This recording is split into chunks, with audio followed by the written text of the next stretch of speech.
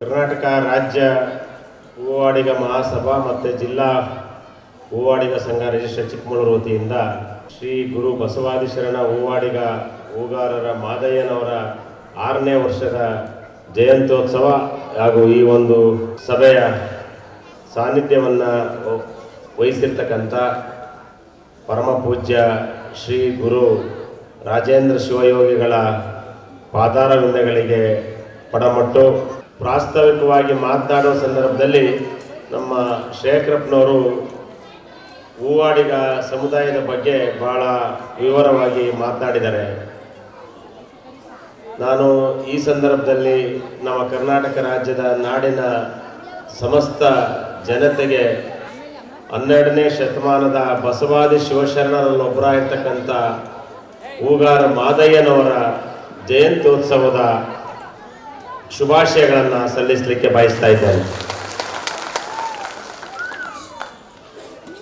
ಅಂದಿನ 12ನೇ ಶತಮಾನದಲ್ಲಿ ಬಸವ ಕಲ್ಯಾಣದಲ್ಲಿ ಏನು ನಾವು ಇವತ್ತು ಸಾಮಾಜಿಕ ಅಧಿಕಾರರು ಶೋಷಿತ ವರ್ಗದ ಪರವಾಗಿ ಸಮಾನತೆಗಾಗಿ ಹೋರಾಟ ಮಾಡಿದಂಥವ್ರು ಅಂತ ಹೇಳ್ತೇವೆ.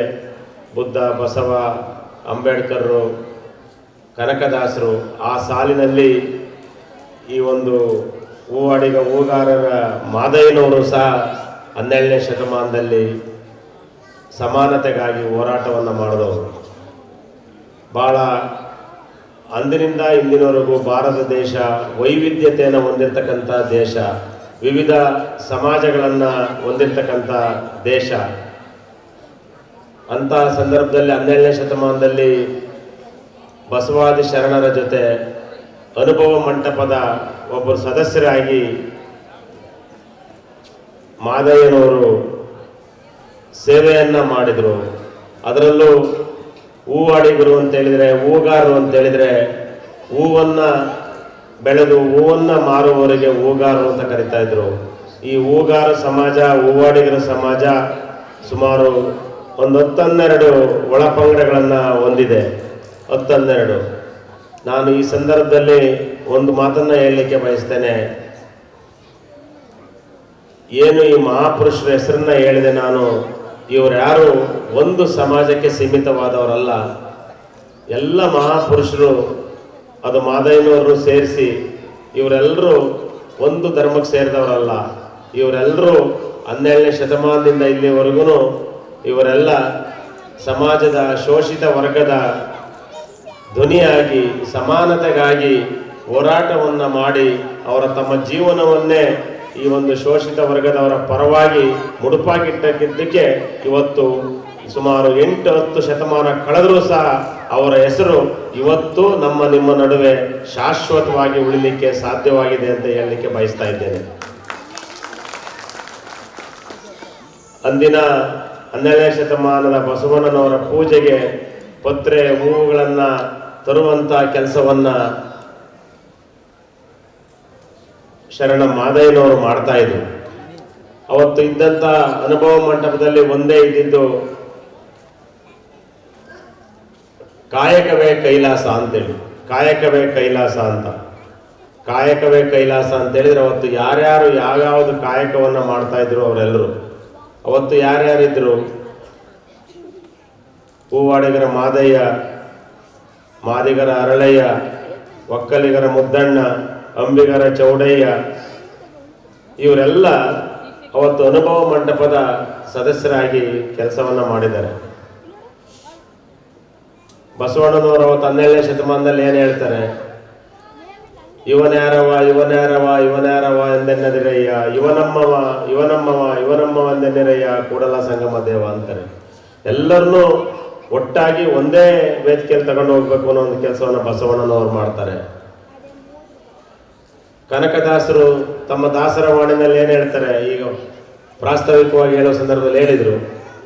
ಕನಕದಾಸರು ಅವರ ದಾಸರ ವಾಣಿನಲ್ಲಿ ಏನು ಹೇಳ್ತಾರೆ? ಕುಲ ಬೇಕೆಂದು ಒಡೆದಾಡಿದ್ರಯ್ಯ, ಕುಲದ ಮೂಲವ ಬಲ್ಲಿರೇನಯ್ಯ ಅಂತೇಳಿ. ಯಾರೋ ಕುಲದ ಮೂಲವನ್ನು ಗೊತ್ತಿಲ್ಲ ಅನ್ನೋ ಒಂದು ದಾಸವಾಣಿನ ಕನಕದಾಸರು ಹೇಳ್ತಾರೆ. ಹಾಗಾಗಿ ಅವತ್ತು ಒಂದು ಕಾಯಕ ಭಕ್ತ ಶಿವಶರಣ ಕ್ರಿಯೆಯಲ್ಲಿ ಬಯಲಾದಂಥ ಕಾಯಕ ಆಧಾರವೆಂದಂತ ಮಾದಯ್ಯನವರು ಸಾರ್ತಾರೆ.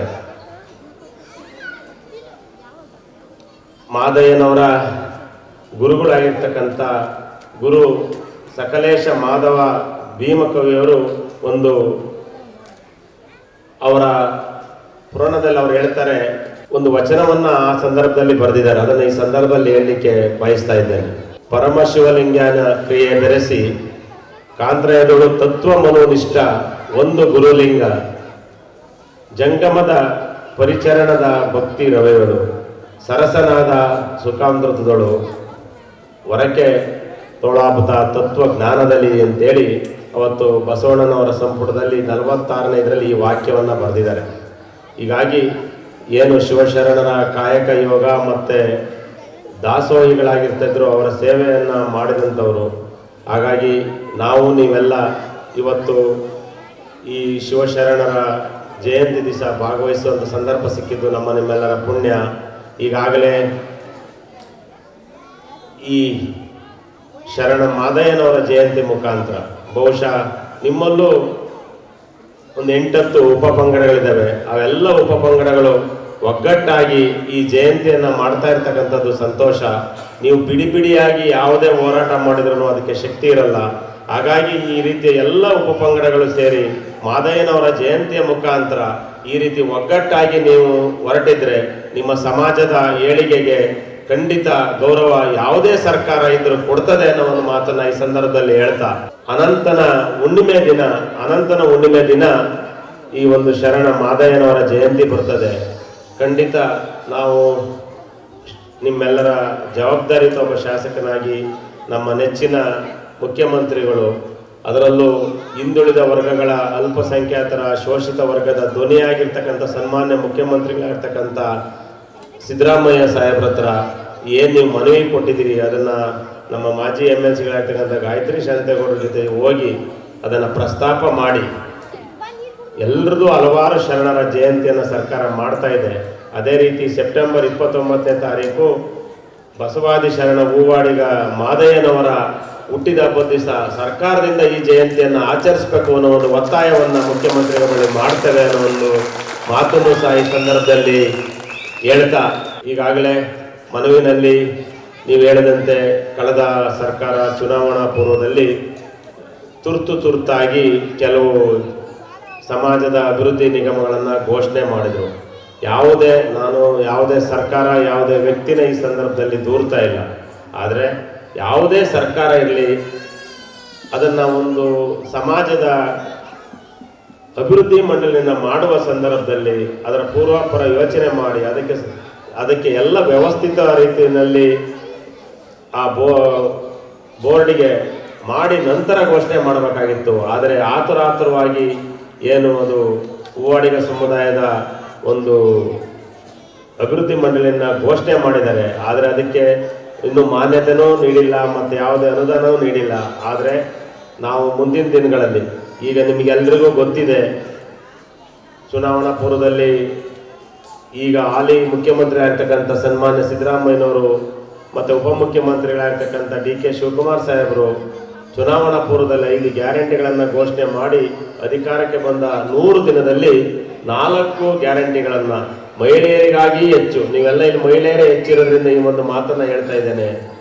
ಗೃಹಲಕ್ಷ್ಮಿ ಯೋಜನೆಯಡಿ ಪ್ರತಿ ಕುಟುಂಬದ ಯಜಮಾನಿಗೆ 2,000 ರೂಪಾಯಿ, ಮತ್ತು ಶಕ್ತಿ ಯೋಜನೆಯಡಿ ಪ್ರತಿ ಮಹಿಳೆ, ಅದು APL BPL ಯಾರು ಬೇಕಾರಾಗಿರ್ಬೋದು, ಕೆಂಪು ಬಸ್ನಲ್ಲಿ ಪ್ರಯಾಣ ಮಾಡಿದಾಗ ಉಚಿತವಾಗಿ ಪ್ರಯಾಣದ ವ್ಯವಸ್ಥೆ. ಅನ್ನಭಾಗ್ಯ ಯೋಜನೆಯಲ್ಲಿ ಬಡವರಿಗಾಗಿ, ಎಲ್ಲ ಧರ್ಮದ ಬಡವರಿಗಾಗಿ 5 kg ಅಕ್ಕಿ, 10 kg ಬದಲಿಗೆ 5 kg ಅಕ್ಕಿ 170 ರೂಪಾಯಿ ಹಣ, ಮತ್ತು ಬಡವರಿಗಾಗಿ 200 ಯೂನಿಟ್ವರೆಗೂ ವಿದ್ಯುತ್ ಶಕ್ತಿ ಫ್ರೀ. ಈ ರೀತಿ 5 ಭಾಗ್ಯಗಳನ್ನು ಕೊಡೋದ್ರ ಮುಖಾಂತರ ಇವತ್ತು ನಿಮ್ಮೆಲ್ಲರ ಒಂದು ಸೇವೆಯನ್ನು ಮಾಡುವಂಥ ಅವಕಾಶವನ್ನು ಮಾಡಿದ್ದಾರೆ.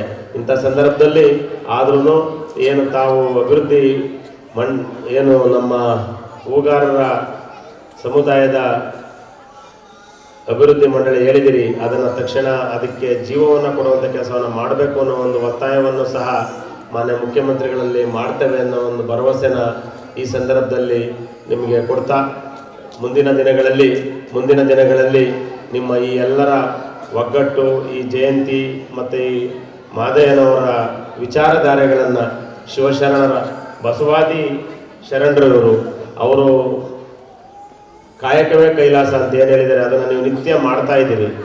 ನಿತ್ಯ ಇವತ್ತು ಇಡೀ ಹೇಳಿದಲ್ಲ ಭಾರತ ದೇಶ ವೈವಿಧ್ಯತೆಯಿಂದ ಇದ್ರೂ ಪ್ರತಿಯೊಬ್ಬ ಹೆಣ್ಣುಮಕ್ಕಳು ನಮ್ಮ ದೇಶದಲ್ಲಿ ಅವಳು ತಲೆಗೆ ಹೂ ಮಡಿದಲೇ ಮನೆಯಿಂದ ಹೊರಗೆ ಬರಲ್ಲ. ಈಗ ಒಂದಷ್ಟು ಜನ ಫ್ಯಾಷನ್ ಇರ್ಬೋದು, ಆದರೆ ಹೂವನ್ನು ಮಡಿದಲೇ ಯಾವುದೇ ಹೆಣ್ಣು ಮಗಳು ಹೊರಗೆ ಬರಲ್ಲ. ಹಾಗಾಗಿ ಯಾವುದೇ ದೇವಾಲಯಕ್ಕೆ ಹೋಗಲಿ,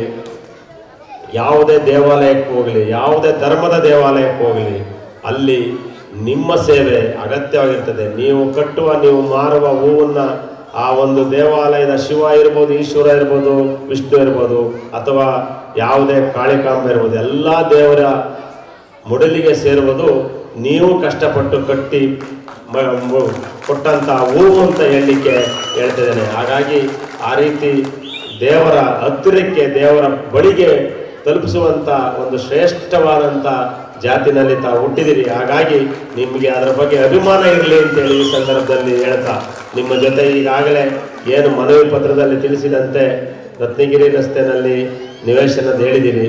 ಆದರೆ ಯಾವುದು ನೀವೊಂದು ಪಾಣಿನಲ್ಲಿ ಕೊಟ್ಟಿದ್ದೀರಿ, ನಮ್ಮ ರಘು ಇದನ್ನು ಫಾಲೋ ಅಪ್ ಮಾಡ್ತಾರೆ, ರಘು ಆನಂದ್. ಅದನ್ನು ನಾವು ಜಿಲ್ಲಾಡಳಿತ ಮತ್ತು ರಾಜ್ಯದ ಸರ್ಕಾರದ ಗಮನಕ್ಕೆ ತಂದು ನಿಮಗೆ ನಿವೇಶನ ಕೊಡಿಸುವಂಥ ಕೆಲಸವನ್ನು ಪ್ರಾಮಾಣಿಕವಾಗಿ ಮಾಡ್ತೇವೆ ಅನ್ನೋ ಒಂದು ಮಾತನ್ನು ಹೇಳಿ, ಈ ಕಾರ್ಯಕ್ರಮದಲ್ಲಿ ಸ್ವಾಮೀಜಿಯವರ ದಿವ್ಯ ಸಾನ್ನಿಧ್ಯದಲ್ಲಿ ಈ ಒಂದು ಕಾರ್ಯಕ್ರಮವನ್ನು ಉದ್ಘಾಟನೆ ಮಾಡುವಂಥ ಭಾಗ್ಯನ ನನಗೆ ಮೇಲಿಂದ ದೇವರು ಕೊಟ್ಟಿದ್ದಲ್ಲ, ಅಥವಾ ನನ್ನ ತಂದೆ ತಾಯಿ ಕೊಟ್ಟಿದ್ದಲ್ಲ, ನಮ್ಮ ಕ್ಷೇತ್ರದ ಜನತೆ, ಅದರಲ್ಲೂ ಸೇರಿರ್ತಕ್ಕಂಥ ತಾಯಿಯಂದರು, ಅಣ್ಣಂದರು, ನೀವು ಕೊಟ್ಟಿರ್ತಕ್ಕಂಥ ಭಾಗ್ಯ ಅಂತೇಳಿ ನಿಮಗೆ ನನ್ನ ಹೃದಯಪೂರ್ವಕ ಧನ್ಯವಾದ ಹೇಳಿ ನಾನು ಮಾತನ್ನು ಮುಗಿಸ್ತೇನೆ. ಎಲ್ಲರಿಗೂ ನಮಸ್ಕಾರ.